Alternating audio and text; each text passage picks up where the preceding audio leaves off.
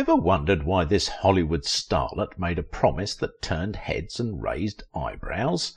It shook everyone.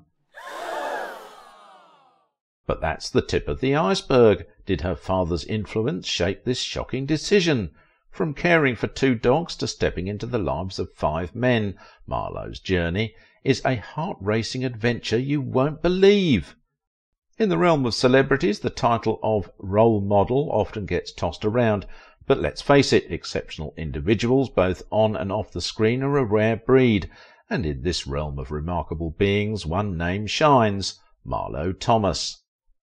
TV comedy enthusiasts would remember That Girl. She became everyone's favourite in America when she played Anne Marie. But what's even more special is her personal life, especially her strong marriage, which has inspired a lot of people. Actress Marlo Thomas used to be a single and independent lady, enjoying her freedom. Then she met the king of daytime talk shows, who had divorced his wife and was raising his 4 teen boys on his own, with no plan of marrying again.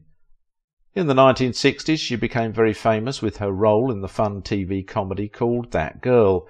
She played the adorable character named Anne Marie. The programme ran for about 5 years between 1966 and 1971. No doubt she won over millions of fans with her lovely face and kind-hearted nature that charmed everyone, especially fans of the show. They were hooked to their TV sets most of the time. She has been a big part of the entertainment industry for many years, touching people across generations. Senior citizens who were either in their teens or young adults in the late 1960s would remember Marlo's personage with That Girl production. During the 1980s, she became very famous. She won an Emmy Award for a TV movie called Nobody's Child. This made her even more popular among a new group of fans. And then in the 1990s, she became well known again for playing Rachel's mum on the show Friends. Even though she was busy with acting, Marlo also took care of her personal life. She had a good plan for balancing her work on screen and her life off camera. She was able to manage her family life and her work at St Jude Children's Research Hospital. She appeared on TV to talk about what she believed in. Even now, when she's older, Marlo Thomas still works hard. She doesn't plan on stopping any time soon. She keeps doing things to help people, even with her long and varied career. But what's special about Marlo Thomas is her relationship with her husband. They are a great team. She also writes books to teach younger generations about important things. Marlo Thomas followed in the footsteps of her funny dad, Danny Thomas, to become an actor. She lives a special kind of celebrity life that isn't interesting for those who hear about it. It has inspired many people who thought being famous meant being extravagant. They say behind every successful man is a woman. It does suggest that behind every successful woman there must be a man. Marlo Thomas found her Prince Charming in someone special, the American media personality Phil Donahue. He's famous for creating and hosting the Phil Donahue Show, which later became Donahue. It happened to be the earliest talk show to include audience participation and successful, running for 29 years on nationwide TV. Phil and Marlo's life changed after they met on one of the Donahue talk shows. Their very enviable marriage has celebrated its 40th anniversary and still counting. Before the two came together, Phil has been married to Margaret Cooney, a union that produced 5 kids. So what changed after he met Marlo? Phil and Marlo were already so famous, lovely and positive-minded fellows at the time they met. They remain that way almost half a century later, not with how they enjoy their life as elderly. And for the show that made Marlo Thomas famous, That Girl, she depicted TV's first independent single lady. Marlo Thomas played a character named Anne Marie. Anne wanted to be an actress, so she left her home to follow her dreams. She did different jobs to help herself, but she didn't want to talk about getting married to anyone. Years later, she told fans that it was fun doing what she did in that production. "There's nothing better than being first," she was quoted. "I also heard that she helped develop and run the program through her production firm. She is indeed a great lady who believes in originality. It's just a great feeling," she says, "to realize you're doing something so original."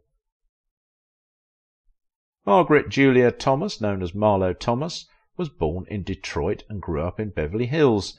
She is the most senior of Rose Casaniti and Danny Thomas's children. Her staunch Roman Catholic parents are a combination of Lebanese American and Sicilian American. She must have been inspired in part by Loretta Young, who happens to be her godmother. As a child, she was called Marlo by her family members, a name that stuck with her after she mispronounced the word Margot. It became a saleable brand. During her time at Marymount High School, Marlo was getting ready for her future role as America's sweetheart. When she completed her studies at the University of Southern California to become a teacher, it looked like she preferred being in movies over teaching. With her dad being in showbiz, Marlo got good advice to do well in school before focusing on her entertainment career. Is it also what she meant when she said, "I wanted a piece of paper that said I was qualified to do something in the world"? After appearing in that remarkable sitcom show, That Girl, it became somewhat her identity. Many years later, she showed her audience that she had grown from being the girl to the mother. This was clear in the TV show where she played Rachel Green's mother in Friends, a very good career role transition. "I was playing that girl, now I'm playing the mother of that girl," she told an interviewer. Marlo Thomas would be remembered for letting TV audiences know that it's better for a woman to first build her career before thinking about marriage. But what's important about Marlo Thomas is what she does when she's not on screen, especially her marriage, which lots of people are talking about. Once Marlo wrote about how she and her husband Phil got together. She shared the things they should and shouldn't do that made their bond strong and kept them growing closer every day. If we believe what she said in the 1970s, Marlo Thomas didn't find marriage exciting. She compared it to a feeling of emptiness caused by love, which takes away someone's energy and desire. But after meeting Phil at his show, suddenly everything changed, as she described what she saw as a handsome and charming Irishman. That first contact led Phil and Marlo into having dinner shortly after, where Phil hinted at his recent divorce, and added that he had doubts about entering the matrimonial vocation again. Marlo talked about how she thought meeting her husband was just right and at the right time. She felt they both believed in the same ideas. But what other magic held them together after getting married? "I think one of the reasons our relationship blossomed," she says, "more than they had imagined, is that we weren't burdened by the kind of pressure felt by younger people looking for mates. Though they had a special kind of challenge that younger people do not face, one of which is how to reconcile their past lives. Phil, who was doing well career-wise in Chicago, was living with his 4 sons, while Marlo was familiar with her Los Angeles family background. The two people who loved each other decided to forget about their previous lives and make a new family together, even though it was a tough decision. They understood that they needed to think about their future, focusing not on what we thought they would be, but what they could be. As they say, the older the better, or even wiser. The wisdom of her late 30s and his early 40s worked together to produce trust in their hearts. While some say love is sweeter on a second try, Marlo says, "For me, the first time has been just fine." Is it true that a marriage would last when the two involved decide to hold on and get through the passion and the battle together? This is one of the things that is still holding Margot and Phil stronger together. Was their affection a kind of love at first sight? Maybe or maybe not, but Marlo thinks something chemical happened on their first meeting.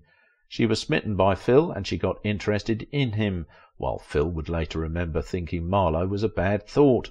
All that is now history, as they are now among the most celebrated celebrity couples of our time. Once Marlo got married to her husband, they started doing things together in their new family they made, like writing books. They even wrote a super popular book called What Makes a Marriage Last. On how this lovely marriage began and survived the initial marital hurdle as newlyweds, Marlo once hinted how she faced a big challenge where their romance had to take a back seat. "I went from having 2 dogs to having 4 boys and a husband," Marlo was quoted. This new vocation was not easy for Marlo, as she had early fear that the fresh marital burden may affect the love they had for each other.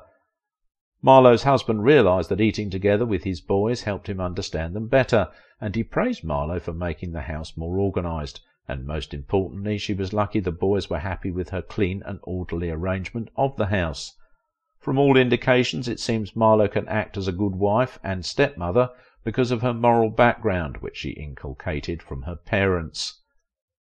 Growing up, Marlo had a perfect relationship with her father, who she cherished his company as a child. She admitted to being what you call a daddy's girl and praised her father for moulding her into what she has become today. She said her successful show, That Girl, was also thanks to her father. She remembered he was a devoted Catholic who wanted her to wait until marriage to have sex. She recalled his words, "Virginity is a gift you give your husband on his honeymoon night."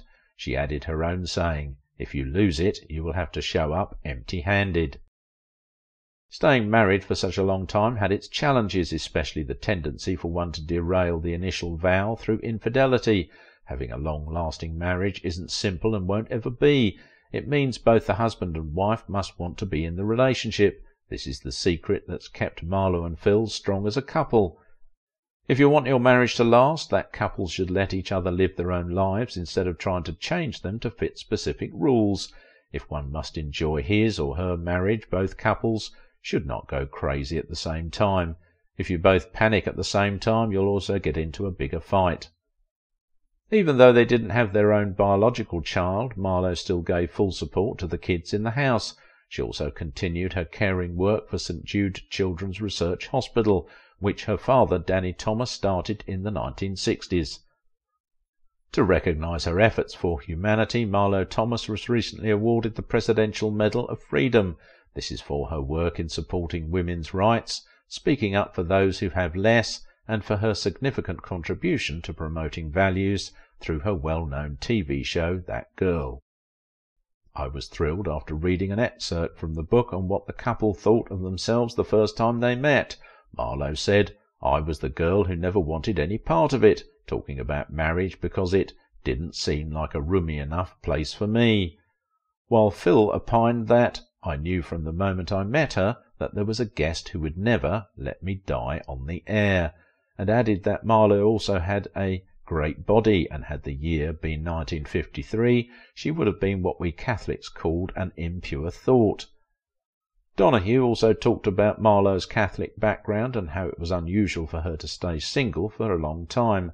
He mentioned, "If you're a Catholic girl and unmarried by 22, your mother started a novena, which is like a special prayer to help you find a husband." Marlo, in the cause of her singlehood, dated several persons, more than Phil would want to think about, but he says in all, they're very nice people.